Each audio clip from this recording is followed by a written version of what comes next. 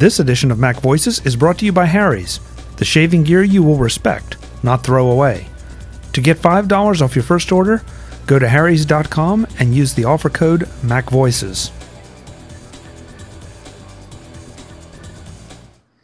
Welcome to Mac Notables on MacVoices. This is the Talk of the Mac community, and I'm Chuck Joyner. Folks, we're back from hiatus, a little bit of vacation time. I took some. It seemed like everybody else in the world took some too, because every time I try to call a guest, it's like, well, I'll get back to you in a week or two. So took a little. We were all in the same place having a great time. Exactly. And so I was finally able to corral Mr. Ted Landau. Ted, it's great to have you back. You were on vacation too. You took a trip as well. Yes, I took a road trip, something I don't typically do. Hopped in a car for 2 weeks, drove up from the Bay Area where I live to Portland, and then back down again, different routes, stopping at various places along the way, and never knowing more than like 48 hours in advance, sometimes 12 hours in advance, where we were going to stay the next night, and not knowing if we could get reservations. We're just sort of winging it the whole time. But actually, I find that kind of fun. A little bit frustrating every once in a while when we had trouble getting a room, and we probably had to pay a little more for what rooms we did get than we might have otherwise, but it gave us the freedom to just do what we want and not worry that we were supposed to be someplace else at some predestined time. That sounds like a trip that is fun to take, and I've never done the West Coast like you did, so that had to be just a lot of fun. Yeah, it took about 2 weeks, and we easily could have done the same route and taken 4 weeks because there were, I said to somebody that it was like we were doing a horizontal trip instead of a vertical trip. We're sort of just skimming the surface of where we were going because even though we didn't have preset destinations, I knew we had to be back in about 2 weeks, and so there was a limit to how long we could stay at any one place, and it always seemed less than we wanted to. So the next road trip is in the planning stages? Maybe. Probably the next one would be more focused. Instead of trying to do everything in 2 weeks, we'll say, here are the 2 or 3 things we most wanted to do that we didn't have time for. Let's go back and do those things. Yeah.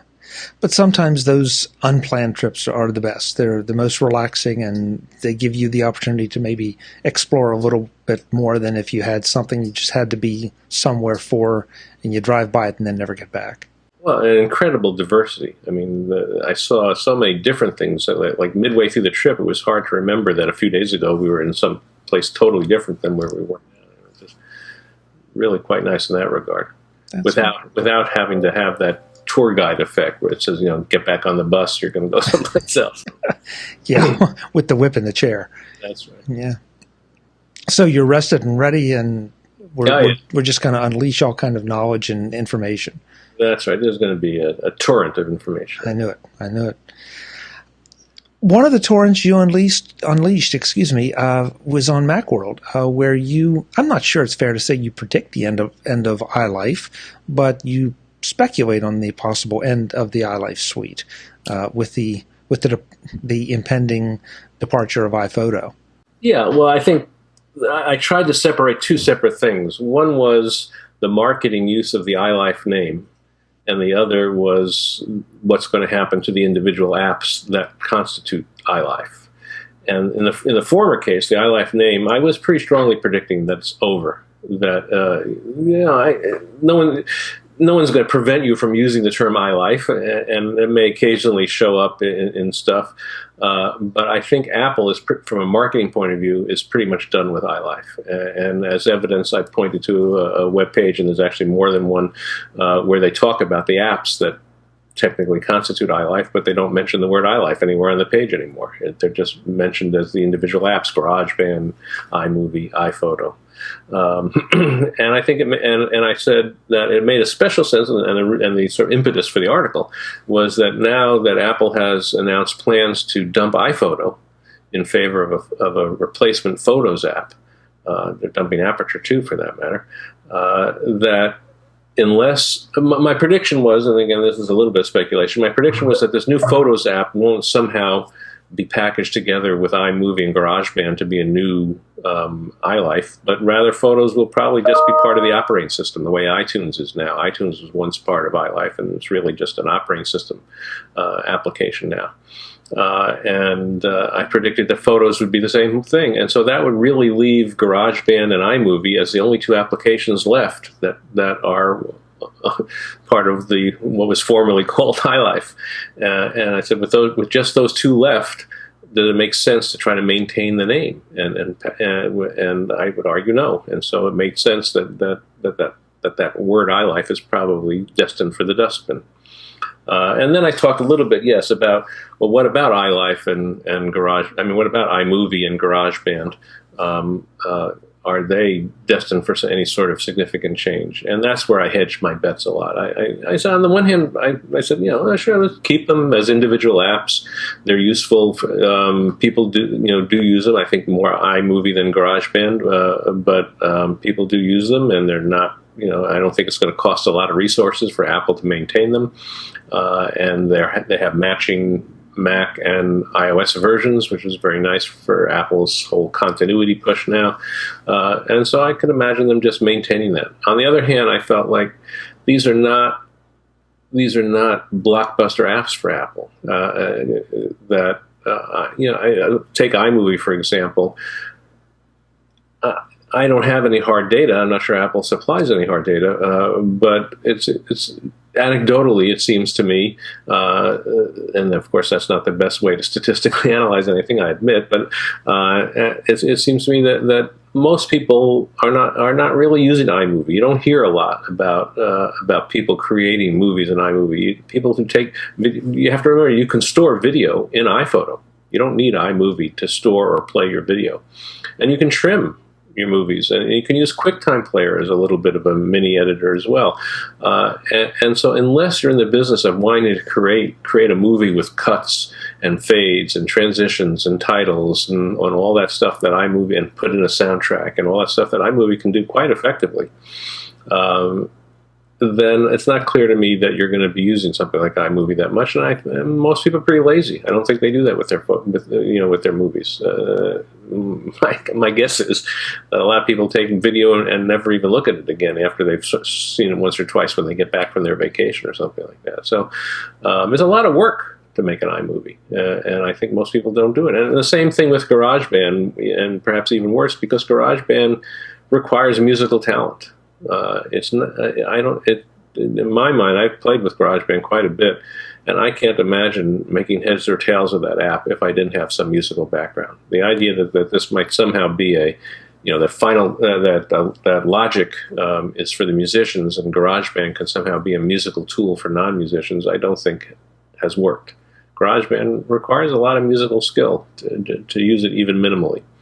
And so, again, I don't think there's a wide audience for it. The real professional musicians are probably using Logic, and the people with no skill aren't using either of them. And so there's a small middle ground. And so I speculate that maybe in the end there might be, with Logic and Final Cut Pro out there for the professionals, that there might be some reason to just slowly roll these apps into the professional versions and or eliminate them in some way. But like I said, I wasn't convinced that was going to happen, because a good case could be made for them sticking around as well.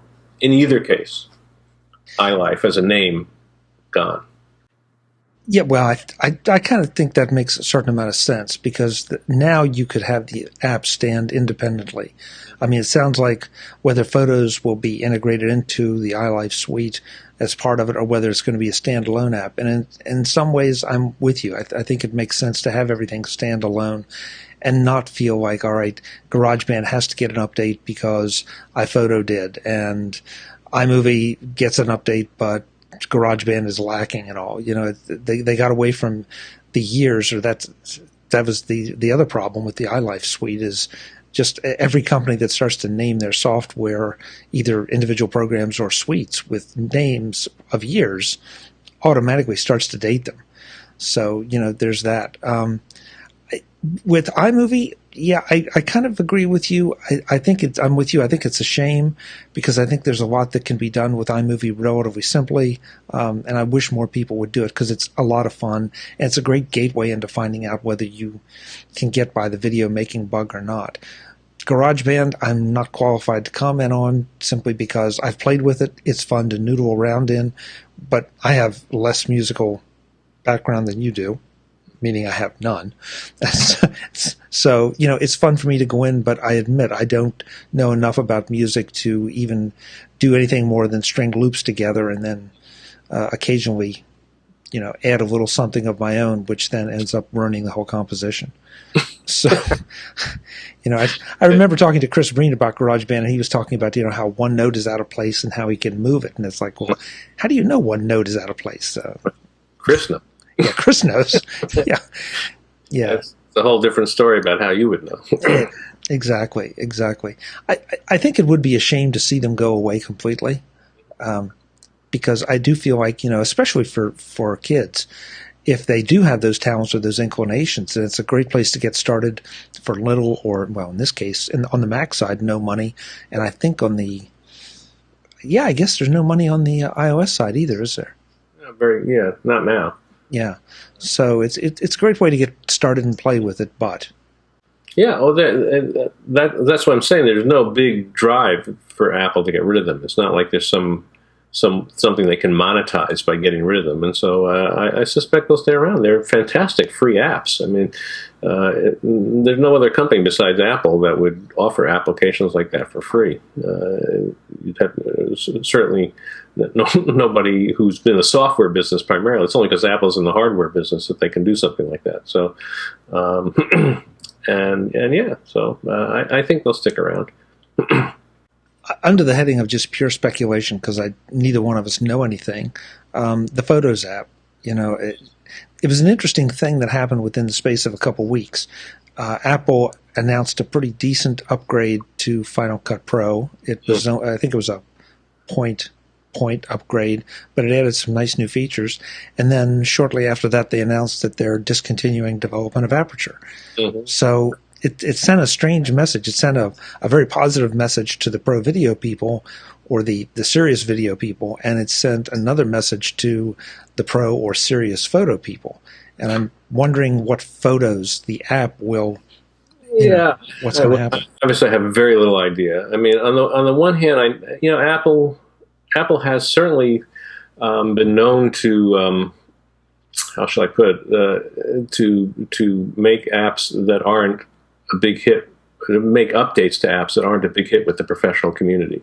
I recall them coming out with a new version of Final Cut Pro that was got quite an uproar. And of course, there was that big change to iMovie, which isn't targeted primarily for professionals, but still, there was that big change to iMovie a few years ago, which essentially people accused of being some dumbed down version of iMovie that nobody liked, and Apple actually put some of the features back after that. So it's possible. It seems to be what Apple is saying, is that this Photos app is going to be, one for all for one. Whether you're a professional or an amateur, Photos is going to be an app that you'll be able to use to store your photos. And what does that mean? Does that mean it's going to be more complicated than the average consumer wants, or too dumbed down for the professionals, to put it negatively? Or are they going to be able to strike some happy balance that will please everybody? I don't know. I mean, we'll have to wait and see. Yeah, and to be fair, I don't know if this is true of iMovie. The Final Cut rewrite was just that. It was a complete rewrite, and they have brought it back. And the consensus, I think, among those who are a lot more involved in it professionally than I am, is that now it's back ready for prime time in a big way. iMovie seems to be more in line with Final Cut, but not completely. So I don't know. I mean, it's too bad they took away like some of the plugin support, where you could buy third-party add-ons and make iMovie more powerful. But then again, you push people to Final Cut, they can do that and more. So, yeah, I mean, I did try to make a movie a few months ago with iMovie. Admittedly, I don't do it very often, and I was trying to do some stuff. It's probably the first time that I was trying to do some stuff with soundtracks since the new version of iMovie had come out. So that gives you some idea how often I'm doing something like that. Not very often. Anyway, what I wanted to do, and I don't recall the details now, but I wanted to do something that I knew I could easily do in the old version of iMovie, and I was having a devil of a time trying to figure out how to do it in the new one. And then I went online to get help when I couldn't figure it out, and basically learned that was a feature that was gone for the new version of iMovie. You just basically couldn't do that anymore. So, I mean, things like that still happen. Yeah, yeah. Well, especially for someone who hasn't picked it up for a while. Mm-hmm. Yeah. Do you have any time frames on when you think iLife might not be used anymore, or you think it'll just fade out slowly? I think it's already not being used. I mean, that's what I was saying. If you go on Apple's website, they don't have they don't have an iLife page anymore, as far as I know. There's no, they don't use the term iLife. I don't think there's probably not. I don't think there's going to be some formal announcement where Apple just someday says iLife is now officially dead. They're just going to stop using it. It's just going to be gone by omission. Bear in mind, a few years ago, you were saying like they used to have iLife by the year. There was iLife 09, iLife 11, and so on. And it used to come on a DVD, and there used to be a single installer that you would typically run to install all the applications at once. And there were even some specialty applications that were just part of the iLife installer. They tried to package it as a integrated package of software. You bought the iLife package and you got all this stuff, and they work together in some sense. That's all gone anyway. So there's no iLife installer anymore. There's no DVD anymore, and there's no. And I can't say no because I didn't do a careful search, but there's almost no mention of iLife on the Apple website anymore. So functionally, it's just about gone anyway. Well, it's too bad. Maybe it's one of those that served its purpose for its time, got a lot of attention on things, sold some Macs, and now it's just time to take a back seat. Well, I mean, it's not a big deal. I was commenting on the change of the name, but I mean, really, if they still use the name, that wouldn't change anything. I mean, GarageBand would still be there. iMovie would still be there. iPhoto was still there for now. Whether they call it iLife or not, the applications are still there. So it's not really a momentous change. It just marks a change in direction. That's all. Apple is moving towards making these as separate, independent applications and giving up on the idea of it being some sort of consumer-oriented package. Today's edition of MacVoices is brought to you by Harry's, the shaving gear you will respect, not throw away. I'm really very pleased to welcome Harry's back as a sponsor of MacVoices. And I'm especially pleased because of a recent trip I took when I forgot to take along my Harry's razor and blades. It was one of those last-minute flight changes that seemed to plague my life. I threw some clothes in the suitcase and ran for the door, and left my shaving kit sitting on the dresser. When I got to my destination and discovered my error, that was the first time of many that I realized how much Harry's has spoiled me. I went to the drugstore, agonized over the razor options I had and the cost of those options, and then searched for an employee to open the lock on the box where they kept the razors. The whole process took entirely too much time, was too much trouble, and was way too expensive. The second time I realized I was spoiled by Harry's was the next morning. My shave wasn't close, wasn't smooth, it just wasn't anything I wanted to repeat. And I had to. For the next 5 days, I had to. And every morning, I thought about how spoiled I've been by Harry's. When I got home, one of the first things I did was order another Harry's handle and a box of blades that now has a permanent home in my go bag. It's simple. I don't want to deal with the hassle of buying razors and blades that are kept under lock and key and armed guard. I don't want to pay double or maybe even triple the price for an inferior razor and blade. I want to look forward to shaving, not dread it. Harry's has spoiled me, and I want them to spoil you too. Go to harrys.com and check out their great razor handles like the Truman and the Winston. Check out their great Harry's shave cream. Check out their cartridges that hold 5 blades in a Gothic arch pattern for a better shave. Then give them all a try and get $5 off your first order with the promo code MacVoices. That's $5 on your first order with the promo code MacVoices. And ladies, Harry's will welcome you too and spoil you too, just like the guys. Harry's has spoiled me, and they will spoil you too. Harrys.com for the shaving gear you will respect, not throw away. Thanks to Harry's for their support of MacVoices.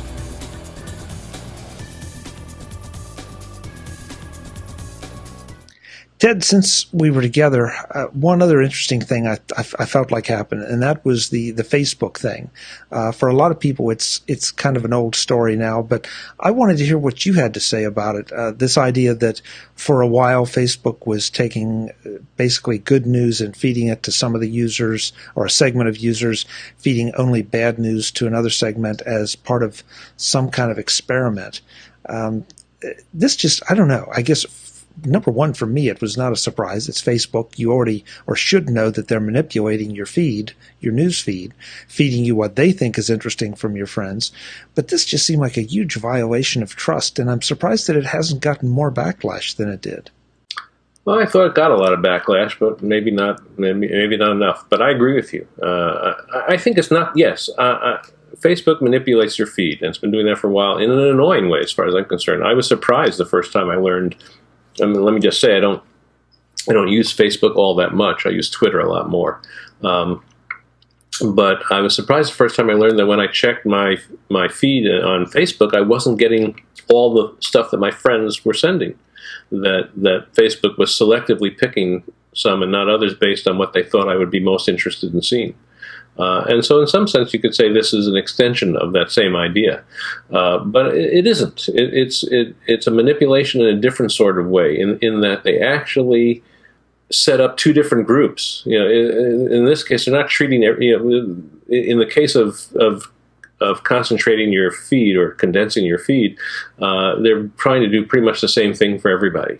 But this was a case where they were actually conducting some sort of an experiment, where they said, well, we'll pick up a bunch of people and we'll do A for this group, and we'll do something else called B for this group. Good news for one group, bad news for another group, and learn what we can about the results, and then examine, which is another thing they weren't necessarily doing as much, examine the content of your own feed, as I understand it, and the comments that you're making, to see whether the comments that you make are different based on whether you're in Group A or Group B, which is to me much more invasive than simply trying to condense your feed.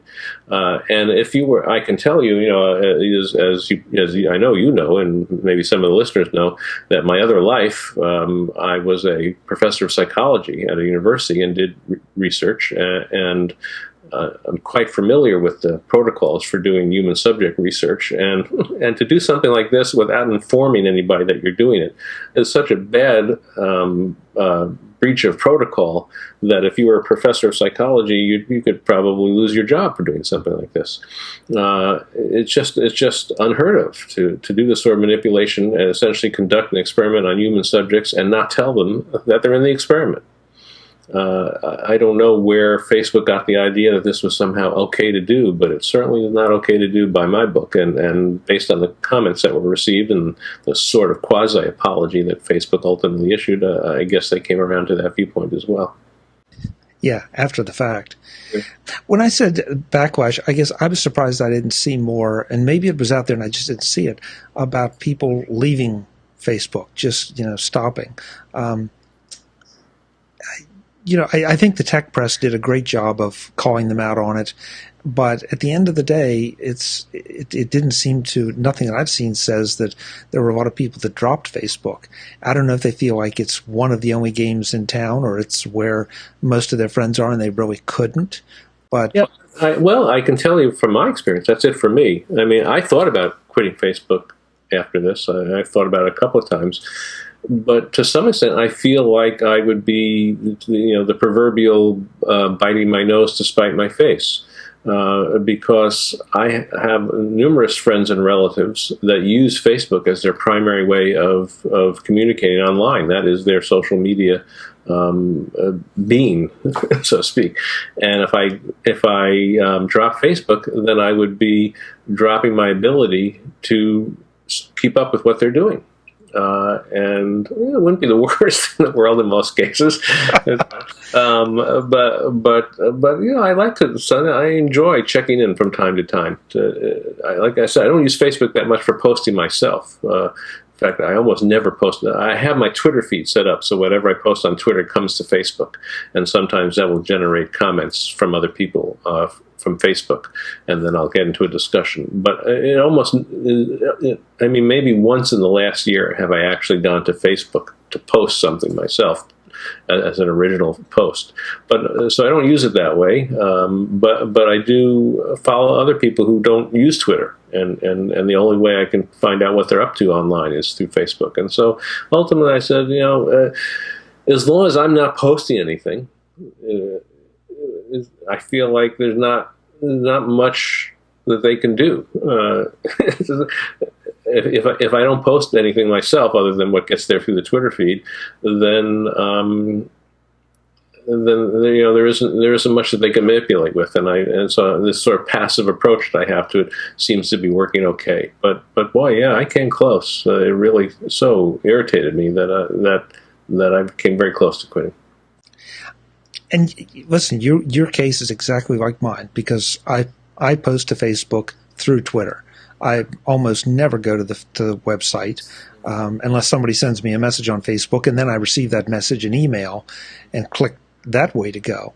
Mm-hmm. But the very fact that you felt that way, I think, worries me, because that almost says that Facebook has achieved a power and a position that you're afraid to give up. You're afraid to lose that potential connection to those people, and that feels like almost a monopoly of some kind. Well, it is a monopoly of some kind, and maybe not a legal monopoly, but it's close to our common sense definition of it. I mean, it's not much different than the relationship I have with Comcast right now, which is probably worse. I would love. I actually got into a conversation with Comcast the other day where I explained to them how essentially how I would enjoy abandoning Comcast as possible, and explained to them exactly why I would be anxious to do this. I forget, what were they? It was some discussion where they were going to offer me some package which I didn't want, and they were trying to convince me to do this, and he asked me, what do I pay per month? He was going to try and show me how he could reduce my payments, and I said, well, that's part of the problem. I don't pay anything specific each month. The bill is on a rotating basis, where each month I never know what bill I'm going to get. It varies by as much as $40 or $50 on a month. I said, I would really love it if I could tell you on a regular basis, this is what I pay each month, and maybe someday you'll manage to do that. And I said, that's just part of the reason why, if I ever had the chance, I would give up Comcast. But that's the issue. I'm not ready to cut the cord. There are too many compromises and sacrifices that I would have to make at this point, more so for my wife than me. I probably could manage, because I would just cobble together enough to make me happy, but Naomi would, get distressed that she already feels like I've made the situation too complicated for a mere mortal to understand. If I cut the cord and made things even more complicated, we would get into big arguments. And so, basically, I can't cut Comcast, and the only other alternative is AT&T Uverse, which I consider to be even worse for various reasons. And so I don't have an alternative, and so I'm stuck. And it doesn't matter how much I don't like it and complain. There isn't much I can do about it. I don't guess there's any chance you recorded that conversation with Comcast. No, I didn't record. That's a shame. That would have been good for at least the next 10 or 15 minutes of the show. He was a little. I mean, he handled himself pretty well, but he was a little. Probably was not the typical conversation, I guess. That he did. I go into a point-by-point explanation of why the faster I can get rid of Comcast, the happier I'll be. Interesting analogy, though, and I kind of feel the same way. When there is no other game in town, or the other game in town is clearly inferior for your purpose, whatever your purpose it is, even if it's just to keep Naomi happy, you're kind of locked in. And the fact that Facebook has achieved that, I admire them for it. But it also bothers me that they have achieved that in spite of this experiment, and I guess that's the right term to use, in spite of the constant changing and manipulation of the terms of service and the privacy settings and everything, where you feel like almost every other week you should set yourself a reminder to go in and check your privacy settings to make sure that they haven't made some revision. Mm-hmm. You know, I think I know that's one reason I tend to stay away from Facebook, because what I post there, if I post it on Twitter, I know it's going to Facebook and it'll be fine. But gee, if I were sticking all my photos on there and some videos that I'm not going to say don't want to share, because then there'd be no purpose in putting them on. Yeah. I don't put any photos on there. I'm with you. But, you know, it's interesting you mentioned photos, because I was thinking about it the other day. My son, who now has a daughter, my granddaughter, she's 6 years old, and he posts photos of my granddaughter on a regular basis, as many people with daughters 6 years old would do, and certainly not unusual in that regard. And he's been doing it for years, ever since she was born. And it occurred to me, this is the first generation that's going to be true for her. She's going to grow up and be a teenager and an adult someday. You know, she'll be 21 someday, not too soon. I hope. And she's going to look back and realize that her entire life has been documented online. That there are pictures of her from 3 days old to last week that are there, without her ever being asked whether it was okay. You know, you don't ask your 3-year-old if it's okay to post photos of you on Facebook, and you know, there's nothing comparable in my generation to that. There are no photos of me online unless I put them there myself, with very few exceptions. Yeah, and it's funny you bring up photos, because I don't know if folks can see behind me, but during some of my time off, I undertook the project of starting to scan some old family negatives. I found a couple boxes of negatives, not photos, but negatives. And so I've been learning a little bit about scanning slides and just raw 35 millimeter film and getting good results. But you're right. This is stuff of my family and me as a kid and my sister as a kid that is not available anywhere. And the only way it would ever become available is take it out of the shoebox, scan it, and put it online. Mm-hmm. So, yeah, they have a whole different dynamic going here, and hopefully it's a positive one for them. Well, their privacy essentially is gone. I mean, if there were photos in your shoebox that you didn't want anybody besides you to see, then you wouldn't post them online, and that would be the end of it. But there's a generation of people growing up that don't have that option. There may be, my granddaughter might someday look at the thousands of photos of her that are online and decide that if it was up to her, 700 of them would never have been posted. Well, too bad. Yeah. There's nothing you can do about it. It's out of your hands, and that's going to be true for everybody. Yeah. And it'll be interesting when she hits about 13, 15, 18 to ask her whether that makes a difference to her. Or, I mean, because you and I've had the option to not have those photos online. She hasn't. So to her, it will be completely natural, just like all her friends, or probably 90% of them, 95% of them, have the same experience. Mm-hmm. Yeah, I suspect that will be so. I suspect it will be less of a big deal to her than it would be to me, because she doesn't have any other experience. That's the way it's always been since she was born. And that's the way it's been for every other one of her friends, like you're saying. Yeah, so I suspect she'll just accept it as the way life works. Well, hopefully Facebook won't do anything they shouldn't with those photos. I don't even know what I mean by that, but that they will remain your son, the property of your son, and eventually maybe your daughter, but that they don't get used to try to sell baby powder or something. I'm sure if Facebook thinks they can make money from it, they will do it. But why do we feel that way, Ted? Why do we feel that way about Facebook, and maybe with a little bit of a twist about Google, but we don't feel that way about Apple? Well, I think it's Google and Facebook are internet-based much more than Apple is selling hardware and software. Google is, and to a lesser extent, Facebook are selling ads online, and so it's a difference.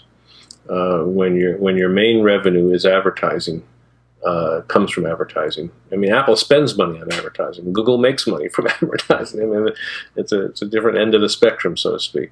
And I think that makes a big difference. Advertising, we have a love-hate relationship with advertising. The invasiveness of advertising online just seems to get worse by the day. Where I go to a web page and a video at the top of the page starts playing automatically before I can do anything, and if I have my volume up, blares out at me before I can adjust the volume, and then I'm scrolling down the page, and an advertisement pops up. And then sometimes these advertisements, you have to watch them for 10 seconds before you can dismiss them because they don't have a quick dismiss button, and on and on and on. I mean, to some of these pages, some of these sites I wind up not going to because of that. I know Macworld has been partially guilty of it, and it's not one that I'm going to stop going to, obviously, but it's been irritating, and I think it just gets worse. And on the one hand, I'm sympathetic to some degree because that's how they make money. Print newspapers used to make their money, to the extent there are still print newspapers, they still do, from the print advertisements, which had the advantage that you could skip over them. There could be a full-page ad on page 3 of the New York Times, and if I didn't want to read it, I could just skip to page 4. And so I didn't find the print ads to be that intrusive in that regard. But online, the way they're structured, it's very different. And part of the complaints that stuff like organizations like print newspapers claim is that going to online resulted in a big drop in revenue because they couldn't get the same amount of money from advertising online as they were getting from print advertising, which I think is still true. And so I'm sympathetic. Here they're faced with a dilemma. They're faced with everybody saying you got to move to the web, you got to move online, you got to move to the internet in order to survive. And then they try to do that and discover that there's next to no way to monetize. They can't charge for the newspaper. New York Times can charge $3 for a newspaper. You can't charge $3 to look at the daily website of the New York Times, and then you're getting much less for advertising. So it's a tough transition to make. How do you compensate for that? You make less money, generally speaking, is what most of these places are discovering. And so now they're beginning to discover, I think, that there are ways to increase the monetary value of advertising by making them more intrusive, making them harder for people to ignore, and so we're seeing that. And as consumers, I would love it if, generally speaking, I would love it if there's no advertising. I mean, every once in a while, I suppose there's an advertisement that I enjoy, or it's about something that I didn't know exists that I'm glad I found out about. But generally, I watch television or go online, and I would say 99.99% of the advertisements I see, I would just as soon not see. And but you accept it as part of the Faustian bargain you have to make to get these things. I don't know what the answer is. I mean, hey, we have sponsors on this show, we have advertisers on this show because it costs money to do it, and like you say, you got to make the money from somewhere.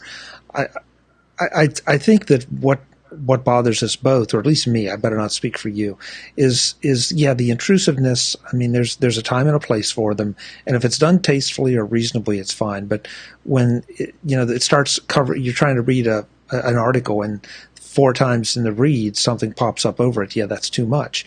When it blares out, announcing itself, that's too much. I don't mind advertising. I think it's interesting because now the advertising has been set up so that it kind of follows you around the internet. If I go and look at a camera, those ads pop up in the sidebar almost everywhere I go. So something's tracking me. They need to wake up and realize that it can get to be a little bit of overkill instead of just trying to drum it into me. And of course, if I've already bought the camera, it still follows me around. And that's a waste of their time and mine. And that's when you start to get annoyed. Yeah, well, Amazon doesn't seem to care whether you buy it. I mean, in fact, like if I buy a camera on Amazon, the fact that I bought the camera has no effect on the fact that over the next through 3 or 4 weeks I'll get emails and web pop-ups that say, based on your interest in cameras, you might want to know about this one that was just released. And no, I don't want to know about the one that just released because I just bought one last week. You should know that because I just bought it on your site. But apparently they don't care. So. And that's a place where I think they could improve, because if they could tell me, if they'd start sending me advertising or information that you bought this camera now, this lens goes with this camera, that might be informational, and I would accept it a lot better. Mm-hmm. So, another one of those problems we're not going to solve right now. No. Well, we'll wait for tomorrow. Absolutely. It's good to see you. It's good. Then for tomorrow. Yeah. It's good to see you. We haven't done it for a little while. We'll do it again soon, and by then we'll have more analysis and wisdom to share. Okay, sounds good. Great to see you, Ted. Thanks so much. Thank you. I appreciate it. I enjoy it every time. Folks, it's great to see you. MacVoices is back, and we look forward to hearing from you. I did want to ask you, folks, though, let Ted and I know if you did or were thinking about dropping Facebook as a result of their little experiment, and also how you feel about the iLife issue and GarageBand and iMovie in particular. We're kind of interested to see what you think and what your reactions are to all this. Chuck at MacVoices.com. Love to hear from you, and I'll pass the information along to Ted. Until the next time, and as always, thanks for watching.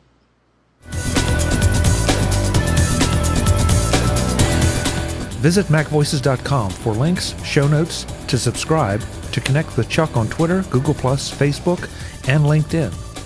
Subscribe to our weekly newsletter, the MacVoices Dispatch, to stay up to date on all the latest MacVoices news from our front page or at MacVoices.com/newsletter. Advertising and sponsorships handled by Backbeat Media at backbeatmedia.com. Bandwidth provided by CashFly at cashfly.com.